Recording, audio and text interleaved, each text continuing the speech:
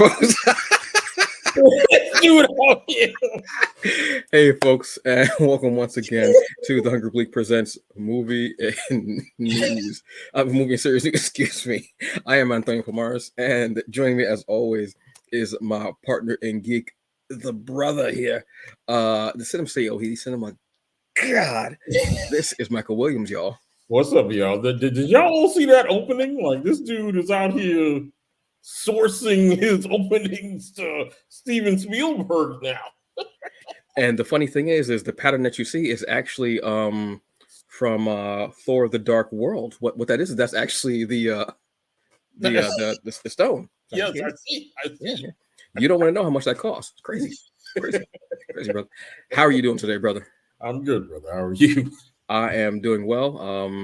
I'm not ready for this heat. I'm already tired of it. Mm-hmm. I'm ready for fall. Let's get this in. Let's go. Yes. Done. I'm already done. September? You're already done. So I'm here? No? All right. Yes. So let's dive into it because I know this is going to be a deep one. This is going to be deep dish like Chicago. Yes. Like a Chicago. Mm-hmm. All right. So it's horrendous, man. All right. So first up, on the heels of Dune 2 actually premiering on Max, we got word, I think a couple of days before that, we actually got word, excuse me, of there being a Dune prequel series called Dune Prophecy, where this is going to focus on the Harkonnens. Yes. After watching Dune 2, I can totally see why this would happen. Okay. Because they did make the Harkonnens, they dove more into them. And their lives, everything, and also with the Bene Gesserits as well. Mm-hmm. So this is going to be something that's really cool, and this is based off of Sisterhood of Dune. And we get to see what happened because we get some.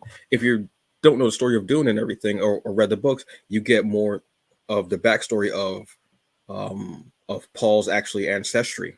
And spoiler alert, because you've already seen Dune 2, correct? I have, sir. All right, so spoiler alert. I mean, the movie came out months ago. But spoiler alert is that Paul's mother is actually, she's Harkonnen, correct? Yes, she is. She's the daughter of Emperor. Yes, of Emperor. So that makes Paul not only Atreides but Harkonnen, and also has the ability of the Bene Gesserits, and also he is Muad'Dib. Shout out to the original movie with Kyle MacLachlan. Yes. I'm actually excited about this. I do want to see this. When I saw the trailer, I was very into it. Did you see the trailer? I did. I am looking forward to this simply because I think learning more about the Bene Gesserit is a good thing, right? Because we know so little about them as far as like what their origins are, and is there more to them than what we already have seen just in the movies. This is a really good idea, and it's an even better idea because Danny's more of a self-admitted why kid. Like, she likes to know more of the backstory on things, so I think she got even more excited when she saw this trailer to find out more about like the inner workings of everything, right? Because initially she tried to watch Dune, the newer one she tried to watch, and then she kind of wasn't into it. But then when she knew I wanted to see Dune 2 because I liked the first one, she kind of went back and watched that, and then she also saw the second one, and then she actually did the audiobook for Dune. Oh, okay. Ridiculously long. But yeah, I'm not rolling. She liked that too, but I also think that she kind of had some questions on as to why they didn't do certain things that occur in the book in the movies, which is natural, right? And I kind of thought like they probably condensed a lot of that because that book is long. Yeah. So I was like, they probably condensed a lot of stuff. Yeah, and some things probably don't translate well too. So, because you remember the two movies that we got are actually one movie. in like the very first version. I think they're supposed to do more than one, but like that one movie is like could be 3 movies. Yeah, easily. Yeah. So yeah, I'm excited. I'm excited that they're doing the show, and I think that's again, this is something that I thought was going to be the hallmark for streaming anyway, right? Was like you have all these properties, you can delve more into these stories and just make it interesting and make it more fully fleshed out. So that's good. Yeah, which is like the actual description, excuse me, of the series is the official description is 10,000 years before the ascension of Paul Atreides. Dune prophecy follows 2 Harkonnen sisters as they combat forces, excuse me, as they combat forces that threaten the future of humankind and establish the fabled sect that will become known as the Bene Gesserit. Yes, I am excited to find out more about this. Like, I'm not a Y. I was a Y kid at one point. Like, I always wanted to know what happened or origin stories always fascinated me. Yeah. I don't necessarily need to know origin stories because I'm enjoying the story that I'm reading now. You know, and if they're like, say, if I'm watching a horror movie and they don't give a reason of why this monster is killing or whatever, I'm fine. But with so much backstory in Dune, I mean, there's how many books? You know what I mean? Like, you might as well dive into it. There's a lot of story, a lot of material they're going for. I'm excited to see this, especially like I said, after watching Dune 2, which I did tentatively. But I was like, it was late at night when I watched it, and I only fell asleep at about the last maybe 10 minutes or so because I was so engorged because it shows you more of the Harkonnens and how they almost felt like a Roman, Colosseum kind of family. And then you see the Fremen, who reminded me of, well, any indigenous culture really, and then their religious practices, and how they would pray during the day and even the garb. So you showed me these 2 really opposite ends of the spectrum on this, like polar opposite, and I really enjoyed that. So I'm excited to see this. The fact that it's on streaming service is cool. I like that it's not going to be a movie that they're going to try and push out. Give me a series we can delve into it. Doesn't even have to be multi-seasons. It could be like one like event series. Maybe 8 episodes. I'm good with that. Absolutely. You know. All right, so next up we've got Godzilla -1 on Netflix, brother. Yes, sir. Lucky you. Lucky me. Yes, brother. Yes. Brother. No, I was as Antonio probably will tell you, I wanted to see this movie when it came out in theaters, but unfortunately, the release and distribution of this movie was very suspect, right? Yeah, like it was tightly limited. Yes, release tightly, and it was really how I observed it. It was primarily based on whether it did well or not, whether it got extended or not. Like if it did well in the movies that week, it was going to get extended, and if it didn't, it wasn't going to get extended. So, I mean, they played basically a game of musical chairs with this film during release. Like it was in certain areas, and other certain areas it wasn't. And it's like, and I kind of wanted to see it in an optimal format, and it just was not playing in a theater that had like optimal formats for me. So I kind of decided to wait, hoping that it would be on streaming relatively soon. And that's where the adventure began, right? Because it wasn't on streaming right away. We had to wait a while. And then finally, we, had gotten this lifeline from Amazon initially a few months back, where Amazon had bought like the international rights to stream. Yeah. Okay, like maybe it'll be in the United States in like a month or so.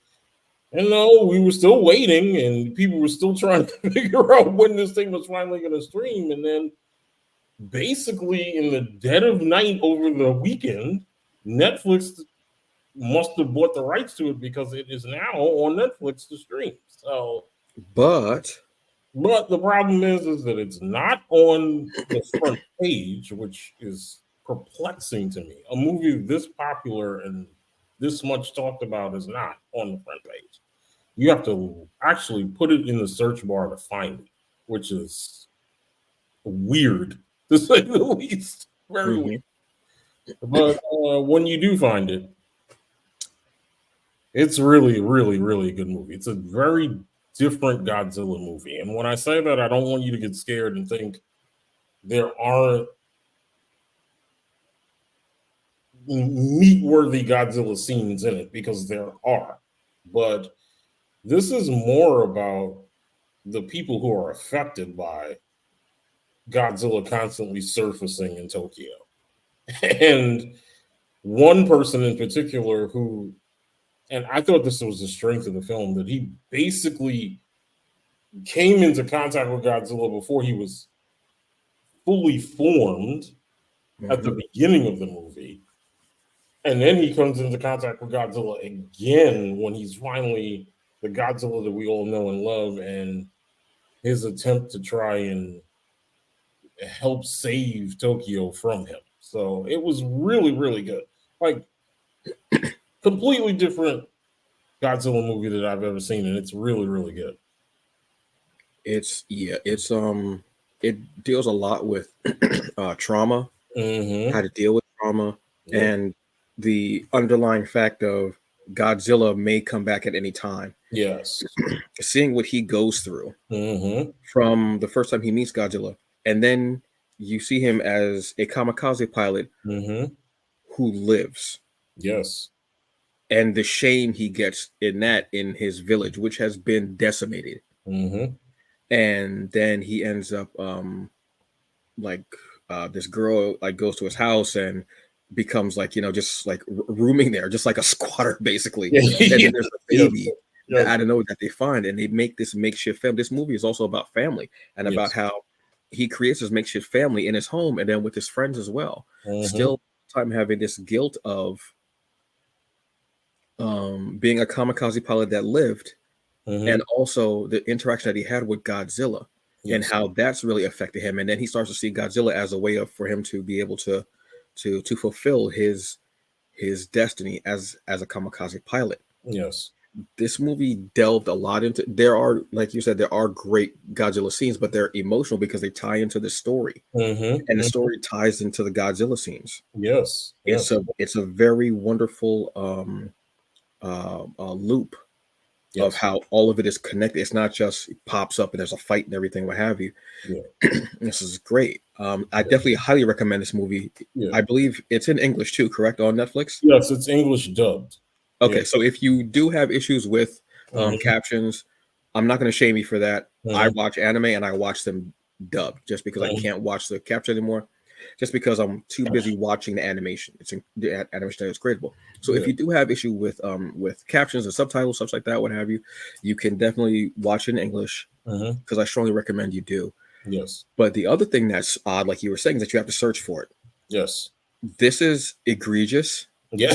Not to steal a Jackie Child's word, but this is egregious. And who told them to put the bomb on? Also the fact of you have Godzilla material on there that's yours. Yes. So, but when you go to that stuff, you see, oh, Godzilla collection. But this movie doesn't pop up. This movie was one of the best movies of 2023. I completely agree with you. Hands down. It's maybe in the top 2, top 3, possibly. I forgot what my other choices were. But it was one of those movies where I was not expecting what I got. Yeah, not at all.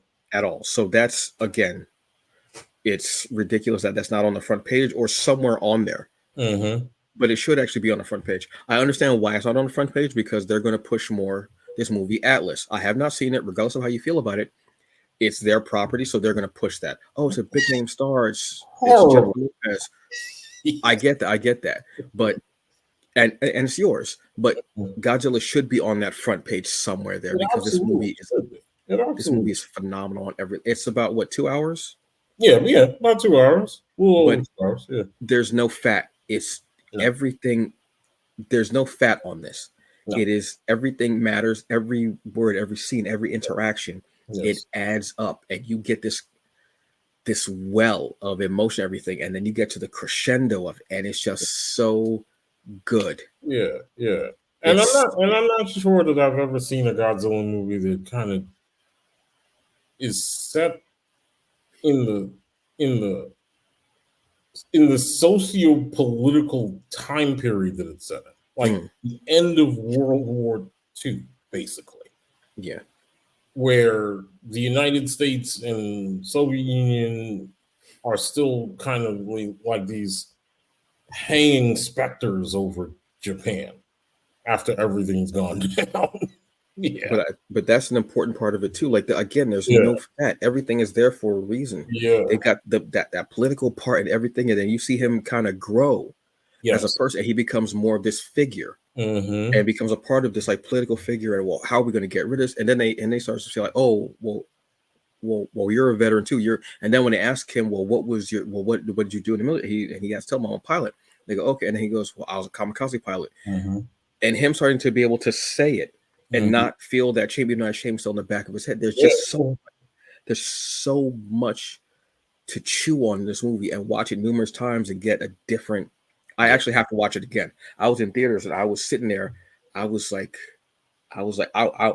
on a journey with this damn thing so many different ways. And I was like, I figured I knew the ending. I was like, oh yes, that's going to be the ending. And I was like, oh yeah.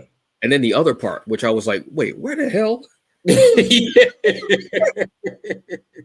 What? Yes. I was like, what? And I was like, yo, this dude, he had a time. He did. He did, brother. So if you have a couple of hours, which I strongly recommend you carve it out, please go and watch Godzilla. That's one of, like I said, one of the best movies of 2023 that should be talked about more. Yes. All right. And next up, excuse me. Okay, so Mike Flanagan. We all know Flanagan, the Flanagan verse, what have you. Mike Flanagan is set to, excuse me, I apologize, folks. Is set to write, direct, and produce what is described as a radical new take on The Exorcist. This is going to be from Blumhouse and Morgan Creek. This is going to be another Exorcist movie. I don't believe it's going to be a reboot of the original. It's going to be part of this Exorcist universe. Because, you know, they had a movie, what was it, maybe 2 years ago? About a year ago, then. Exorcist Believer, you mean? Yeah, Exorcist Believer, which was set in the Exorcist universe. Yes. Where it followed the two girls who were possessed. So now we're going to be getting this. This is from Mike Flanagan. We all know Mike Flanagan from The Haunting of Hill House, The Haunting of Bly Manor. There's so much stuff on Netflix. The House of Usher. Yes, The Fall of the House of Usher, which is his newest project, I want to say. Yeah. That was on Netflix, which is phenomenal. Yes.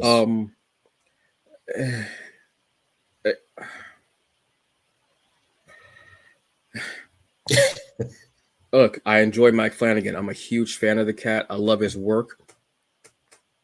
I don't know if we need another Exorcist film. I'm gonna be honest with you. I agree. We don't. I enjoy his, but I'm like this with most people. I enjoy their creator-owned stuff. If you can get that money from that brand or that series that people know from years, get that money, get that exposure. That could be something else that's added to your CV. I get that. That's cool, what have you, but I'd rather see your original stuff. I'd rather see what you come up with because your stuff is on point. It's killer. He does fear and detail so well. Yes. Again, this is another one that there's no filler. You might think something is filler, and then an episode later you go, "Oh, that's what that." It matters. Everything that he writes matters, and I love that he brings his troop back. I guess is the way to say it. A lot of times, you know. Yes. I started liking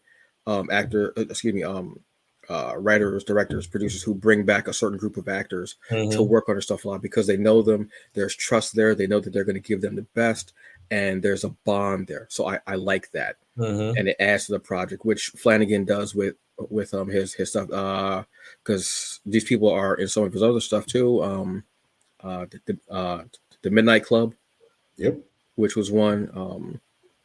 So he definitely does this well. I'm tentative about it. I'll check it out because it's Flanagan, but I'm not going to rush to it. Yeah. Especially when I keep thinking about the original Exorcist and how just ridiculously incredible that movie is. Yeah. Yeah. I mean, I feel like, and that's my thing. That's always been my thing with The Exorcist. Is that first movie kind of broke the so many molds in horror, right? Like the religious horror, to a certain extent, it broke body horror in a way.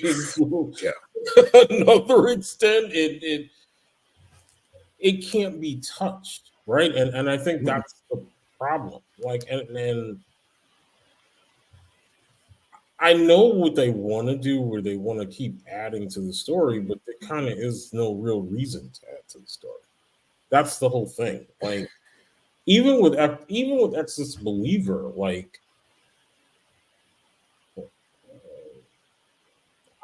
I know what they tried to do there, but it just doesn't work. Like, there's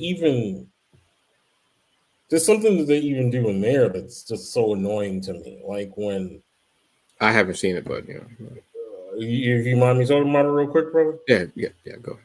Well, I mean, if your argument is that Ellen Burstyn's character, Reagan's mom, is somewhat of a hero from The Exorcist. Wait, what? If she's somewhat of a hero, like, no, I heard you. I'm just going, wait, what? Yeah. How is she? Well, part of The Exorcist Believer is that the father of one of the two girls goes to her asking her for help, because she's already written a book about everything that's happened to her. Okay. Right? And she's almost kind of become this, the way the movie portrays her is like she's like almost kind of like the foremost, in some ways,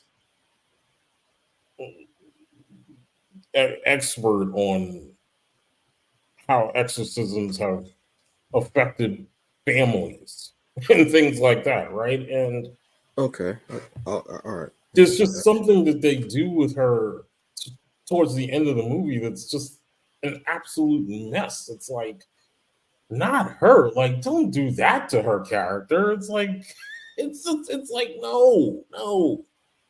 Like, it's terrible. Like, she winds up getting injured.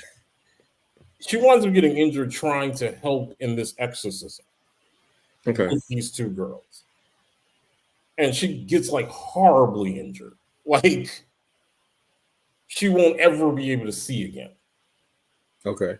You know, and it's like, why? Like, why? Like, why would you do that to her?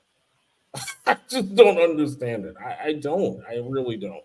Well, that's that trope of, when you have a series like this and you have one of the characters from the original or second one, what have you, from years ago, and you bring them in, something horrible is going to happen to them. Yeah. That's why they're there. They're there, kind of like wrestling. That one wrestler is there to take the pin. Yes. And like that character's always there to take that L. and it's a capital, bold, italic, underlined L, highlighted. Yeah. So I mean, on the face of it, right? It's not a bad thing that they're giving this to Flanagan, because I think in some ways they feel like Flanagan will be able to dial it back a little bit and make it a little more cerebral, which might be a good thing. But again, I mean, I don't know where you go with this. Like, I really don't know what you do with it now. You know what I mean? If there was somebody I would give it to, it would be Flanagan. Because, like I said, he will dial it back, but he can still take all that atmospheric stuff and make it bone chilling. Which is kind of what worked with the first one. You didn't have a lot of gore and everything. But you had some stuff that made you go, oh my God. But the fact that it was happening to this little girl too, Reagan, it was some of the most horrific stuff. So I trust him with it. I don't think we need it, but then again, we don't need a lot of movies that we get, but we're going to get them. You know what I mean? So I trust him with it. I'm tentative, but I would like to see what he does with a property that's been around for decades, but it'll be his original story. So we have to look at it like this: like, he's given that he's going to work in their sandbox, but with his imagination and writing way, he can do incredible things in this sandbox. Because he's never. I don't know if he's ever been like held in by something like this. I mean, as far as the Fall of the House of Usher, because it's actually book. But I could see him. But even with that, I loved his spin on that. Like, incredible. Where he sets it in is like, what? Like, you never even see that coming. It's like, From the very beginning, I felt so dumb at the end of that. I was like, oh my God. Yes. I was like, the text message and everything. Again, no filler. Yes. All killer. Everything means something. Yes. You'll watch something at the beginning of the episode, and he's like, and you're like, why don't you answer her? Why don't you answer? And then towards a certain point, when he says AI, you go, oh shit. And you start putting the pieces together. Then he has a way of writing where he makes you know it, but you forget. And then he'll give you one word, and you go, oh my God, no. And then they'll say it. So I do trust him. Yes. With an original story in this world, because this is a very terrifying world. Yeah. So I mean, he's one of the people that I would trust to terrify me with something. Like, he's one of maybe 3 people that I would trust to say, I know whatever you're going to write is going to terrify me and it's going to chill me, and I'm not going to want to read the next page, but I'm going to, because I want to see where you're going with the story. Yeah. So and I would be for him bringing some of his muses and his inspirations into this movie. I would absolutely be for it. If there were a couple of nods to some of his former work, if he brought that kind of Flanagan verse stuff in there, a little bit of a mix, just like little stuff, because he loves doing those little nods like that, and kind of like not overly making it like, I don't want to be MCU type, but enough where it's there, just like little nods, like maybe a book on a shelf or something like that, which he does so well. So he may even do that with stuff from other movies, in the Exorcist world, which would be cool. So I'm not mad at this at all. Yeah, I mean, you know what? Bring it. Why not? To hell with it. Yeah, let's go. Come on. Definitely. Let's go. Come on. I'm ready. Let's go. I don't know. So, folks, that's the news that we're telling you about. Look, there's a lot of stuff out there to read and watch and see. So go check around. As you found out, sometimes the stuff that you want to watch is not going to be on the first page. It's not. So sometimes you just got to dig around. Look, if you have multiple streaming services, check them and see what's going on and find out what's there and enjoy it. And if you do find something to go, oh, this movie came out, it's not on the front page, you know what? Like Michael found out and I found out from social media, post about it. Say, hey, this is on this one. This is on this one. Because Michael did that with this. With our Godzilla -1. Yeah. So that's the way you find out about it, folks. So on that note, I am Antonio Pomares. This is Michael Williams, y'all. And I want to tell you all to have a very safe time of whatever you're doing. Drink water, and we'll see you next time, right? Peace. Drink the water. Drink that water. You good, Poppy? We'll see y'all later. Peace.